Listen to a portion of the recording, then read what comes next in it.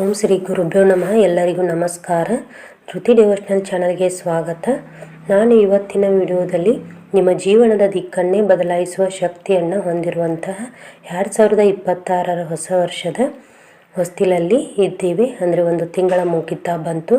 ಈ ಹೊಸ ವರ್ಷದ ಆರಂಭದಲ್ಲಿ ಬ್ರಹ್ಮಾಂಡವೇ ನಮಗಾಗಿ ಒಂದು ಅದ್ಭುತವಾದಂಥ ದೈವಿಕ ಉಡುಗೊರೆಯನ್ನು ನೀಡಿದೆ. ನೀವು ಈ ವಿಡಿಯೋವನ್ನು ಅಂದರೆ ಶನಿವಾರ ನೋಡುತ್ತಿದ್ದರು ಅಥವಾ ನಾಳೆ ಭಾನುವಾರ ಮಧ್ಯಾಹ್ನದೊಳಗೆ ನೋಡುತ್ತಿದ್ದರೂ ನೀವು ನಿಜಕ್ಕೂ ಅದೃಷ್ಟವಂತರು ಎಂದೇ ಅರ್ಥ.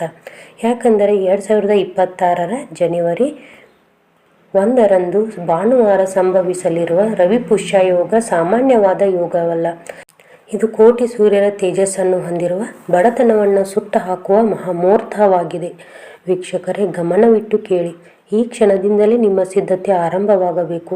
ನಾಳೆ ಭಾನುವಾರ ಮಧ್ಯಾಹ್ನ ಸರಿಯಾಗಿ 3:11 ಆಕಾಶದಲ್ಲಿ ಧನದ್ವಾರ ಅಂದರೆ ಸಂಪತ್ತಿನ ಭಾಗ್ಯಲು ತೆರೆಯಲಿದೆ. ಒಂದು ವೇಳೆ ನೀವು ವಿಡಿಯೋವನ್ನು ಶನಿವಾರ ನೋಡುತ್ತಿದ್ದರೆ ನಿಮಗೆ ಸಿದ್ಧತೆಗೆ ಸಾಕಷ್ಟು ಸಮಯವಿದೆ.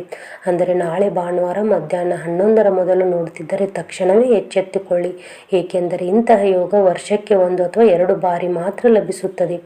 ಈ ಸಮಯದಲ್ಲಿ ಯಾರು ಈ ಒಂದು ಸಣ್ಣ ಪರಿಹಾರವನ್ನು ಮಾಡುತ್ತಾರೋ ಅವರ ಮನೆಯಲ್ಲಿ ಹಣದ ಹರಿವು ನಿರಂತರವಾಗಿರುತ್ತದೆ ಮತ್ತು ಸಾಲದ ಸುಳಿಯಿಂದ ಮುಕ್ತಿ ಸಿಗುತ್ತದೆ. ಆದ್ದರಿಂದ ಈ ವಿಡಿಯೋವನ್ನು ಪೂರ್ತಿಯಾಗಿ ನೋಡಿ, ಏಕೆಂದರೆ ಇಲ್ಲಿ ಪ್ರತಿಯೊಂದು ನಿಮಿಷವೂ ಅತ್ಯಂತ ಮುಖ್ಯವಾಗಿದೆ. ಪುಷ್ಯ ನಕ್ಷತ್ರವನ್ನು ನಕ್ಷತ್ರಗಳ ರಾಜ ಎಂದು ಕರೆಯಲಾಗುತ್ತದೆ. ಇದು ಪೋಷಣೆ ನೀಡುವ, ಬೆಳವಣಿಗೆ ತರುವ ನಕ್ಷತ್ರ. ಈ ನಕ್ಷತ್ರ ಭಾನುವಾರದಿಂದ ಬಂದಾಗ ಅದನ್ನು ರವಿ ಪುಷ್ಯ ಯೋಗ ಅಂತ ಕರೆಯುತ್ತೇವೆ. ಜ್ಯೋತಿಷ್ಯ ಶಾಸ್ತ್ರದ ಪ್ರಕಾರ ಈ ದಿನ ಮಾಡುವ ಮಂತ್ರ, ಜಪ, ಪೂಜೆ ಅಥವಾ ಖರೀದಿ 100 ಪಟ್ಟು ಫಲ ಕೊಡುತ್ತದೆ. ನಿಮ್ಮ ಮನೆಯಲ್ಲಿ ಸದಾ ಹಣದ ಕಿರಿಕಿರಿ ಇದೆಯೇ? ಎಷ್ಟೇ ದುಡಿದರೂ ಕೈಯಲ್ಲಿ ಕಾಸು ಉಳಿಯುತ್ತಿಲ್ಲವೇ? ಉದ್ಯೋಗದಲ್ಲಿ ಪದೇ ಪದೇ ಶತ್ರುಗಳ ಕಾಟ ಎದುರಾಗುತ್ತಿದೆಯೇ? ಹಾಗಿದ್ದರೆ ಈ ರವಿ ಪುಷ್ಯ ಯೋಗ ನಿಮಗೆ ಸೂರ್ಯನಂತೆ ಹೊಳೆಯುವ ಅವಕಾಶವನ್ನು ನೀಡಲಿದೆ.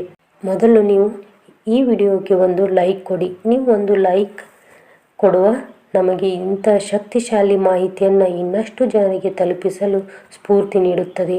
ಜೊತೆಗೆ ಕಮೆಂಟ್ ಬಾಕ್ಸ್ನಲ್ಲಿ ಭಕ್ತಿಯಿಂದ ಜೈ ಮಹಾಲಕ್ಷ್ಮಿ ಅಥವಾ ಜೈ ಸೂರ್ಯದೇವ ಎಂದು ಬರೆಯಿರಿ. ನಿಮ್ಮ ಸಂಕಲ್ಪ ದೇವರನ್ನು ತಲುಪಲಿ. ಈ ಮಾಹಿತಿಯನ್ನು ನಿಮ್ಮ ಆಪ್ತರಿಗೆ ಶೇರ್ ಮಾಡಿ, ಏಕೆಂದರೆ ಮತ್ತೊಬ್ಬರ ಕಷ್ಟವನ್ನು ದೂರ ಮಾಡುವುದು ಕೂಡ ಒಂದು ದೊಡ್ಡ ಪುಣ್ಯದ ಕೆಲಸವೇ ಆಗಿದೆ. ಇದೀಗ ಆ ರಹಸ್ಯ ಪರಿಹಾರದ ಬಗ್ಗೆ ತಿಳಿಯೋಣ.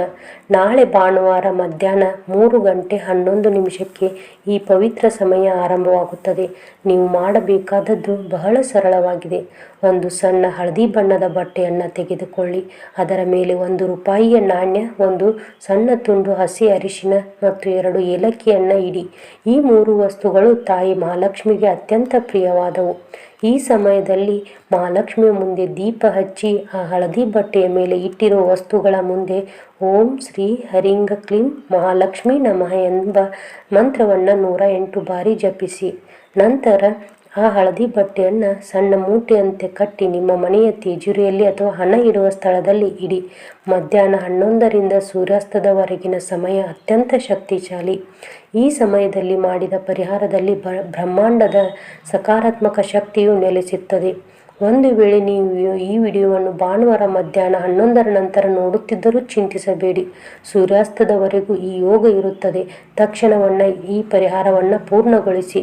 ರವಿ ಪುಷ್ಯ ಯೋಗದ ದಿನ ಕೇವಲ ಪೂಜೆ ಮಾತ್ರವಲ್ಲ, ಕೆಲವು ವಸ್ತುಗಳನ್ನು ಮನೆಗೂ ತರುವುದು ಬಹಳ ಶುಭಕರ. ಸಾಧ್ಯವಾದರೆ ಈ ದಿನ ಒಂದು ಸಣ್ಣ ಬೆಳ್ಳಿ ಅಥವಾ ಕನಿಷ್ಠ ಒಂದು ಅರಿಶಿಣದ ಕೊಂಬನ್ನು ಖರೀದಿಸಿ ಮನೆಗೆ ತಂದು ಇಡಿ. ಇದರಿಂದ ನಿಮ್ಮ ಮನೆಯಲ್ಲಿ ಸ್ಥಿರಲಕ್ಷ್ಮಿಯು ವಾಸವಾಗುತ್ತದೆ. ಈ ದಿನ ಯಾರಾದರೂ ನಿಮ್ಮ ಮನೆಗೆ ಬಂದರೆ ಖಾಲಿ ಕೈಯಲ್ಲಿ ಕಳುಹಿಸಬೇಡಿ. ಸ್ವಲ್ಪ ಸಿಹಿ ಅಥವಾ ಹಣ್ಣನ್ನು ನೀಡಿ. ಇದು ನಿಮ್ಮ ಮನೆಯ ಪುಣ್ಯವನ್ನು ಇನ್ನಷ್ಟು ಹೆಚ್ಚಿಸುತ್ತದೆ. ಆದರೆ ಕೆಲವು ತಪ್ಪುಗಳನ್ನು ಮಾಡಬೇಡಿ. ಮಾಂಸಾಹಾರ, ಮದ್ಯಪಾನದಿಂದ ಸಂಪೂರ್ಣ ದೂರವಿರಿ. ಮನೆಯಲ್ಲಿ ಜಗಳ, ಕೋಪ, ಕಿರುಚಾಟ ಇರಬಾರದು. ಶಾಂತವಾಗಿದ್ದರೆ ಮಾತ್ರ ಮಹಾಲಕ್ಷ್ಮಿ ಪ್ರಸನ್ನಳಾಗುತ್ತಾಳೆ. ವಿಶೇಷವಾಗಿ ಈ ದಿನ ಯಾರಿಗೂ ಸಾಲ ನೀಡಬೇಡಿ. ಈ ಮಹಾಮುಹೂರ್ತದಲ್ಲಿ ನಿಮ್ಮ ಮನೆಯಿಂದ ಹಣ ಹೊರಗೆ ಹೋದರೆ ಅದೃಷ್ಟವೂ ಹೊರಗೆ ಹೋಗುತ್ತದೆ ಎಂದು ಶಾಸ್ತ್ರದಲ್ಲಿ ಹೇಳಲಾಗಿದೆ. ಮಕ್ಕಳ ವಿದ್ಯಾಭ್ಯಾಸದ ಬಗ್ಗೆ ಚಿಂತಿಸುವ ಪೋಷಕರು ಈ ಯೋಗವನ್ನು ಬಳಸಿಕೊಳ್ಳಬಹುದು. ಮಧ್ಯಾಹ್ನ 11ರ ನಂತರ ಮಕ್ಕಳಿಗೆ ಹೊಸ ಪೆನ್ನು ಅಥವಾ ಪುಸ್ತಕವನ್ನು ನೀಡಿ. ಈ ಸಮಯದಲ್ಲಿ ಓದಲು ಕುಳಿತರೆ ಅವರ ಬುದ್ಧಿಶಕ್ತಿ ಚುರುಕಾಗುತ್ತದೆ. ಉದ್ಯೋಗ ಸಮಸ್ಯೆ ಇರುವವರು ಸೂರ್ಯದೇವನಿಗೆ ತಾಮ್ರದ ಪಾತ್ರೆಯಲ್ಲಿ ನೀರನ್ನು ಅರ್ಪಿಸಿ ಓಂ ಸೂರ್ಯಾಯ ನಮಃ ಎಂದು ಜಪಿಸಿ. ಸೂರ್ಯನ ಅನುಗ್ರಹವಿದ್ದರೆ ಜಗತ್ತನ್ನೇ ಗೆಲ್ಲಬಹುದು. ಶನಿ ದೋಷ ಅಥವಾ ಸಾಡೆ ಸಾತಿ ನಡೆಯುತ್ತಿರುವವರು ಈ ದಿನ ಅರಳಿ ಮರದ ಬುಡದಲ್ಲಿ ಎಳ್ಳೆಣ್ಣೆಯ ದೀಪ ಹಚ್ಚುವುದು ಬಹಳ ಶುಭವಾಗಿದೆ. ಇದರಿಂದ ಶನಿದೇವನ ಕೆಟ್ಟ ದೃಷ್ಟಿ ದೂರವಾಗುತ್ತದೆ. ನಂಬಿಕೆ ಎಂಬುದು ಜೀವನದ ಅಡಿಪಾಯ. ನೀವು ಎಷ್ಟು ಶ್ರದ್ಧೆಯಿಂದ ಈ ಪರಿಹಾರ ಮಾಡುತ್ತೀರೋ ಅಷ್ಟೇ ಬೇಗ ಫಲ ದೊರೆಯುತ್ತದೆ. ಜೀವನದಲ್ಲಿ ಸೋತಿದ್ದೇವೆ ಎಂದು ಕುಗ್ಗಬೇಡಿ. ಇಂತಹ ಮಹಾಮುಹೂರ್ತಗಳು ನಮ್ಮನ್ನು ಮತ್ತೆ ಎದ್ದು ನಿಲ್ಲಿಸಲು ಬರುತ್ತವೆ. ಕೊನೆಯದಾಗಿ ಭಾನುವಾರ ಸಂಜೆ 6:15 ಒಳಗೆ ನಿಮ್ಮ ಮನೆಯ ತುಳಸಿ ಕಟ್ಟೆಯ ಮುಂದೆ ತಪ್ಪದೆ ಆಕಳ ತುಪ್ಪದ ದೀಪವನ್ನು ಹಚ್ಚಿ. ದೀಪ ಹಚ್ಚುವಾಗ ಓಂ ನಮೋ ಭಗವತೆ ವಾಸುದೇವಾಯ ಎಂದು 9 ಬಾರಿ ಜಪಿಸಿ. ಇದರಿಂದ ವಿಷ್ಣು ಮತ್ತು ಲಕ್ಷ್ಮಿಯ ಕೃಪೆ ಏಕಕಾಲಕ್ಕೆ ನಿಮ್ಮ ಮನೆಯ ಮೇಲೆ ಬೀಳುತ್ತದೆ. ಈ ರವಿ ಪುಷ್ಯ ಯೋಗವು ನಿಮ್ಮ ಬದುಕಿನಲ್ಲಿ ಹೊಸ ಬೆಳಕನ್ನು ತರಲಿ. ತಾಯಿ ಮಹಾಲಕ್ಷ್ಮಿ ಕೃಪೆ ಸದಾ ನಿಮ್ಮ ಮೇಲೆ ಇರಲಿ. ಮನೆಯ ಹಿರಿಯರ ಆಶೀರ್ವಾದ ಪಡೆಯುವುದನ್ನು ಮರೆಯಬೇಡಿ. ತಂದೆ ತಾಯಿಯ ಪಾದ ಮುಟ್ಟಿ ನಮಸ್ಕರಿಸಿ ಕೆಲಸ ಆರಂಭಿಸಿ. ಸೂರ್ಯದೇವನ ತೇಜಸ್ಸು ನಿಮ್ಮ ಮುಖದಲ್ಲಿರಲಿ. ಮಹಾಲಕ್ಷ್ಮಿಯ ಕೃಪೆ ನಿಮ್ಮ ಜೇಬಿನಲ್ಲಿರಲಿ.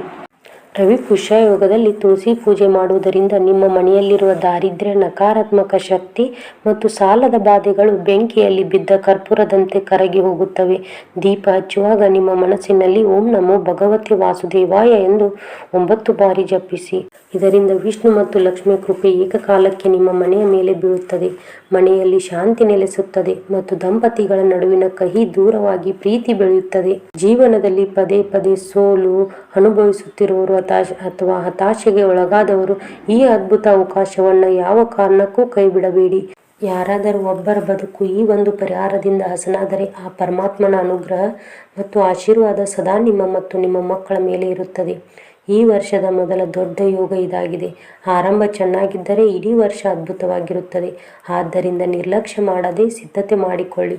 ನಾಳೆ ಮಧ್ಯಾಹ್ನ 11ಕ್ಕೆ ನಿಮ್ಮ ಕೆಲಸಗಳನ್ನು ಬದಿಗೆಟ್ಟು ಈ ದೈವಿಕ ಸಂಕಲ್ಪವನ್ನು ತೊಡಗಿಸಿಕೊಳ್ಳಿ. ಇದು ಕೇವಲ ಧನ ಲಾಭಕ್ಕೆ ಮಾತ್ರವಲ್ಲ, ನಿಮ್ಮ ಮುಂದಿನ ತಲೆಮಾರಿನ ಸುಖದ ಬದುಕಿಗೂ ಭದ್ರ ಬುನಾದಿ.